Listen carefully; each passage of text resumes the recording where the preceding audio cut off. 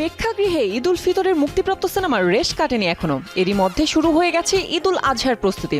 অবশ্য নির্মাণের সময়সীমার ভিত্তিতে অনেক আগে থেকেই বছরের দ্বিতীয় ঈদ উৎসবের আয়োজনে সারিবদ্ধ হয়েছে সিনেমাগুলো। অধিকাংশ ক্ষেত্রে একাধিকবার পেছানোর পর ঠিক হয়েছে মুক্তির দিনক্ষণ।